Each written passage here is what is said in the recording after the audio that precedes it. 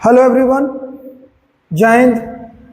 आज TCM channel में बात करेंगे जो बाइनोमियल थ्योरम है उसमें सीरीज का प्रॉब्लम बता रहे हैं उसमें 19वां नंबर 19 नंबर प्रॉब्लम बता रहे हैं और इसमें कैसे स्पेशल है ये समझना है। देखिए, ये बाइनोमियल कोफिशिएंट है और ये बाइनोमियल कोफिशिएंट है, ये बाइनोमियल कोफिशिएंट है और ये भी बाइनोमियल कोफिशिएंट है। बाइनोमियल कोफिशिएंट का इंटू दिया हुआ है। और एक बात और है कि इन दोनों का देखिए सम आर है, इस दोनों का सम देखिए, अगर हम सम लिखें यहां भी, अगर हम सम लिखें तो सम में फिक्स्ड है एकदम, सम में इसमें देखिए दोनों का सम फिक्स्ड है। पीछे जो कुछ था प्रॉब्लम उसमें डिफरेंस फिक्स्ड था। अभी हम क्या करेंगे, देखिए इसमें एक है मेथड, जल्दीबाजी वाला मेथड, कि सिखाते हैं हम लोग स्टूडेंट को कि आप ये T1 है, फर्स्ट मेथड है, देखिए दिखाते हैं। ये T1 है हम लोग का, यही T2 है, ये T3 है। कहीं ना कहीं TK होगा। एक क्वेश्चन 1 में हम स्टूडेंट रहते तो आ जाता कि हमेशा TR लेते हैं तो यहाँ TK क्यों, TR इसलिए नहीं ले रहे क्योंकि R यहाँ ऑलरेडी यूज किया हुआ है क्वेश्चन में, तो हम TK लेते हैं। ले लीजिए TK। क्या सिखाए हैं, बोले थे कि फर्स्ट टर्म है तो देखिए यहाँ 1 है तो 0, यहाँ तो खैर R है, यहाँ T2 है तो यहाँ 1 है और यहाँ R-1 है। तो हम सबसे पहले 2 लिखेंगे, एक दाहिने वाला ही लिख लेते हैं, तो n तो होगा ही, n इसमें भी होगा और c होगा, n इसमें भी होगा और c होगा। 2 है तो 1, 1 है तो 0 और 3 है तो 2। तो बताइए k है तो क्या होगा, k है तो k-1, एक तो क्लियर हो गया। जो 2 है तो 1, 3 है तो 2, तो k है तो k-1। अब देखिए बगल में कितना है, अगर 1 है तो r है और 2 है तो r है लेकिन -1 है, 3 है तो r है लेकिन -2 है, तो k है तो r तो रहेगा लेकिन यहाँ माइनस भी रहेगा। 2 है, माइनस के बाद 1 है और माइनस के बाद 3 है तो 2 है, तो माइनस के बाद यहाँ क्या लिखाएगा, k-1। कैसे, 3 है तो r तो है ही, माइनस के बाद 3 है तो 2, मतलब एक कम है। एक कम का मतलब 3 में से 1 माइनस करके, तो k है तो क्या r माइनस k-1, यानी इसको लिख सकते हैं कितना, nc r minus k plus 1 into nc k-1। अब जान लीजिए, सिखाए हुए हैं पहले से कि इन दोनों को ऐड करने पर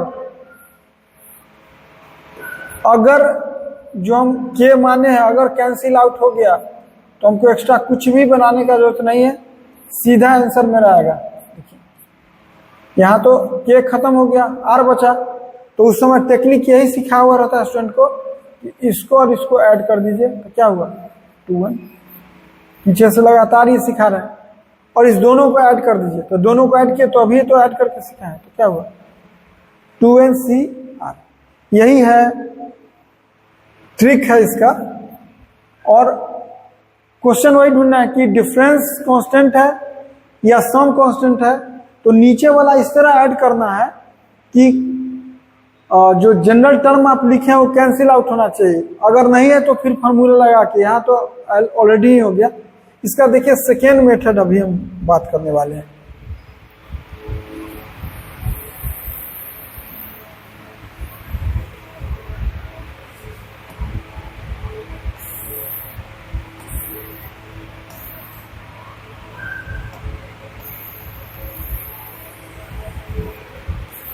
देखिए सेकेंड मेथड बात करेंगे, रूल देखिए पहले बताते हैं। सेकेंड मेथड का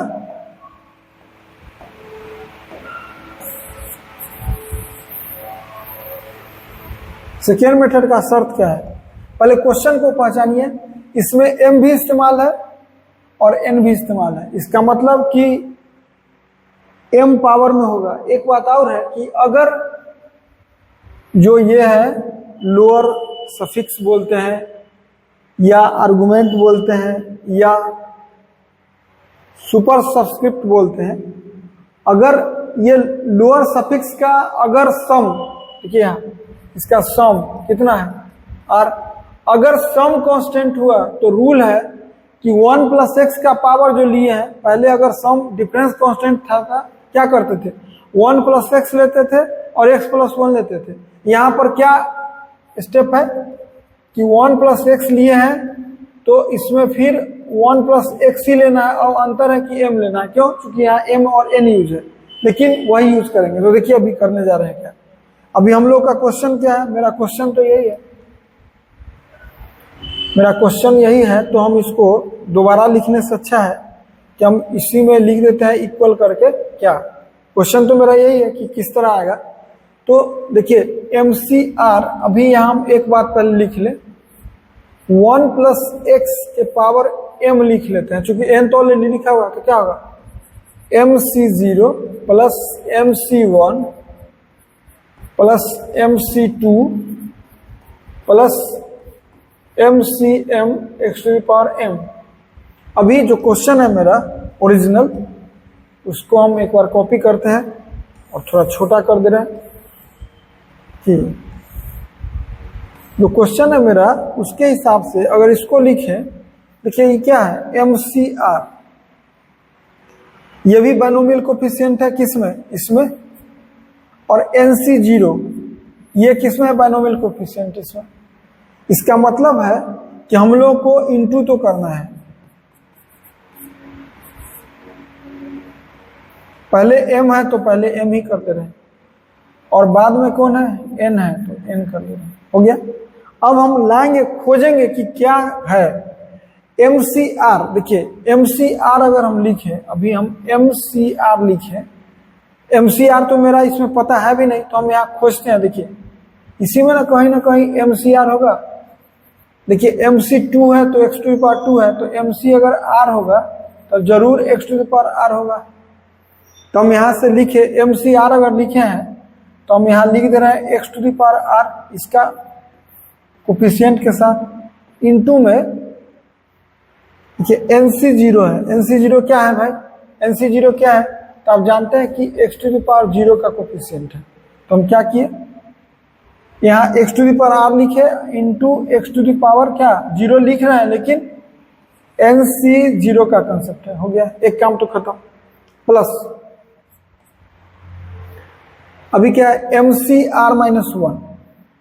आप जानते हैं कि MCR है, तो MCR-1 अगर कहीं होगा तो MCR-1 लिखाएगा, लेकिन साथ में x to the power R-1 लिखाएगा। कैसे?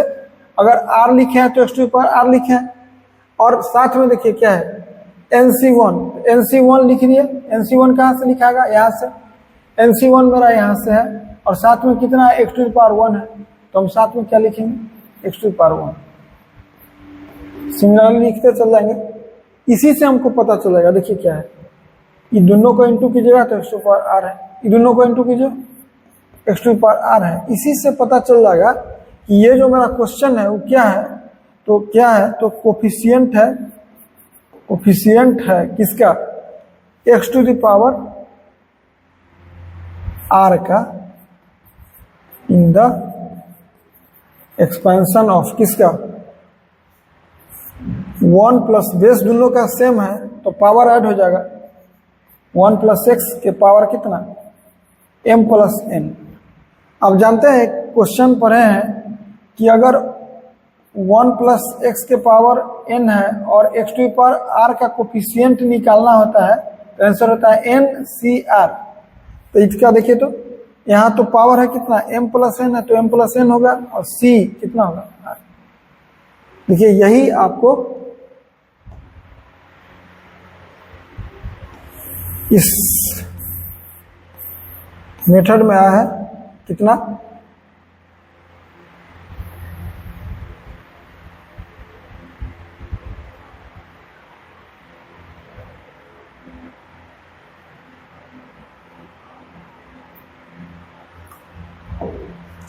इस मेथड में m हो गया था, m ही रहेगा, तो यहां पर 2n नहीं लिखा के क्या होगा, m और ये अल्टर लिखा गया है।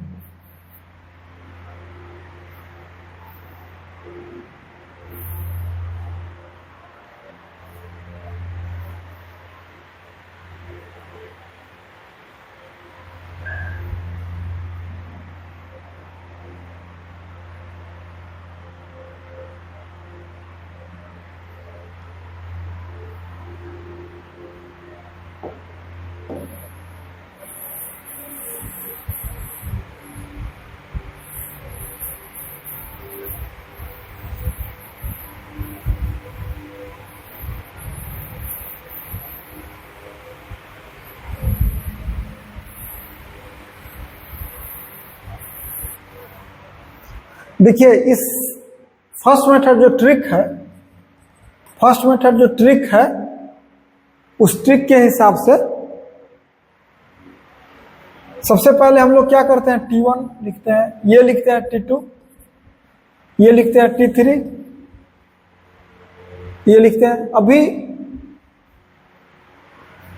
T1, T2, T3 लिखने के लिए हम सबसे पहले एक मेथड बोले थे कि आप डिफरेंस चेक कर लीजिएगा। देखिए डिफरेंस आना ही तो सम, यहाँ डिफरेंस तो नहीं है लेकिन सम जरूर कांस्टेंट है, सम कांस्टेंट है। जैसे सम कांस्टेंट हो तो रूल होता है कि आप सबसे पहले टी आर लिखिए, लेकिन यहाँ हम टी के लिखेंगे। क्वेश्चन हम स्टूडेंट है तो हमारे मन में आ सकता है कि हम आर क्यों नहीं लिखे जबकि सम में आर इसलिए लिखिए क्योंकि यहाँ यूज है आर, तो हम टी के लिखे। अब टी के लिखेंगे तो देखिए क्या लिखाएगा, यहाँ लिखाएगा दो है, पहला तो m भी है और n भी है, तो हम क्या करते हैं n वाला लिखते हैं। क्यों?